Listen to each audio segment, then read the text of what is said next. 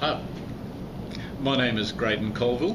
I come from Australia, and I'm currently International Director for Global Recordings Network, which basically produces audio and audio-visual materials for evangelism and basic Bible teaching in as many languages as possible, particularly for minority language groups, oral cultures, minimally literate people groups, and so on.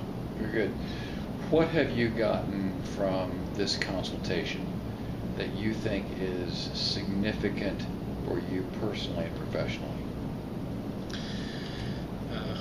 I think, well, for my organisation, we have probably fallen into the trap that many have done in the development of many of our scripts and programs to communicate the good news of Jesus, have focused very much into the guilt, innocence, cultural spectrum.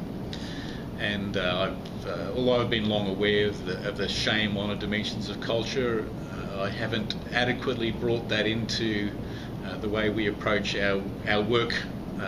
So I need to do a bit of rethinking there, and perhaps look at the redevelopment of some of our materials and resources. I think that's been particularly significant for me. Going forward, what do you see yourself potentially doing from what you've interacted here with? Certainly I'd like to be a catalyst for ongoing change and thought. I'm involved in teaching cross-cultural communications, for example, and although we do talk about shame, honour issues there, I think that needs to have a bit more exposure and to help people have a greater awareness of how that works out in every culture, really, and how the Bible addresses those issues. So that's something significant that I hope to do.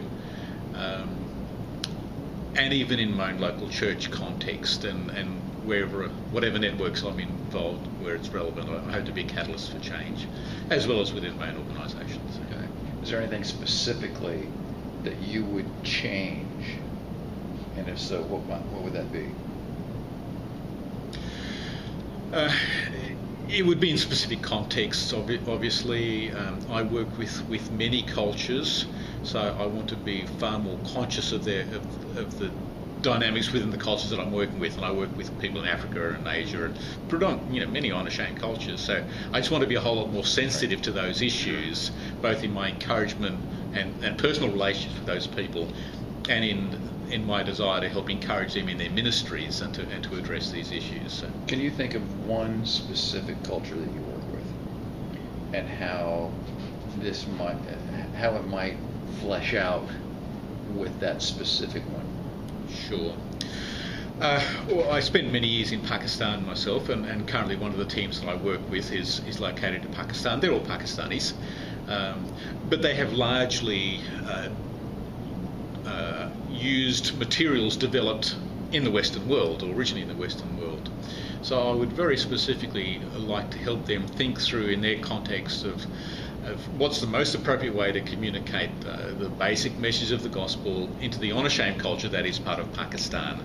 And so rather than presenting the gospel in the traditional ways, perhaps, not that they're not true, of Jesus dying to save our sins, but how do we present the fact that Jesus died to protect the honour of God, to rescue us from our shame and alienation, to explore those themes and how they can perhaps look at adopting some of those kind of strategies within their own context. That's awesome.